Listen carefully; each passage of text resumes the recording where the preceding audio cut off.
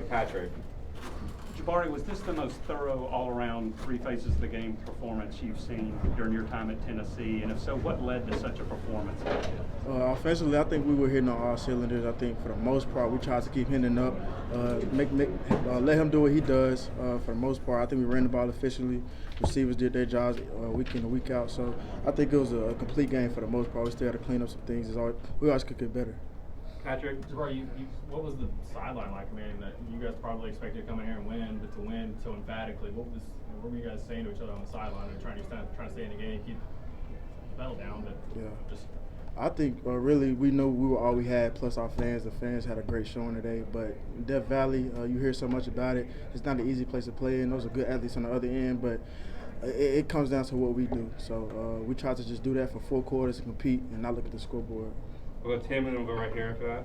Jabari, I've covered a lot of games in this stadium. I've never seen a fan base take over a stadium like that. What was that like at the end of the game for you guys? Yeah, like I said even last week, I've never been a part of something like this before. The fan base, they show up week in and week out. I'm just honored to be a Tennessee Volunteer, honestly. But man, I appreciate those guys. It was amazing. Jabari, the fumble kick, then the punt return. Special teams really got y'all a lot of momentum early. How important was that to where you were able to just grab control of the game? Right. Coming into a game, you got a little butterflies, but when things like that happen, it gives you confidence. You get rolling early, especially at an away game. So special teams did their jobs the whole game, and that makes it easier for the offense as well as the defense. Wes? Jabari, how much does it do, maybe for you personally and for your team, to go into every game knowing that you really can win? Like that you can go out there and that you don't need to, maybe play the best you've ever played, but you just go out there and you can win games. I was just talking to some of my teammates about that. It's a great feeling because you don't know how you're going to win. Good teams just always win. It doesn't matter how it happens. Just having that confidence, knowing somebody's going to make the play, knowing you got to do your job, everybody on the field do their job, and the outcome usually becomes a win. But we got to stay grounded, play each play, don't look at the scoreboard, and just keep doing what we do. Patrick? Jabari, the left tackles with Gerald being out, Crawford and David Dane going in there. What did you see from them, and what were you kind of see from them leading up to the game too?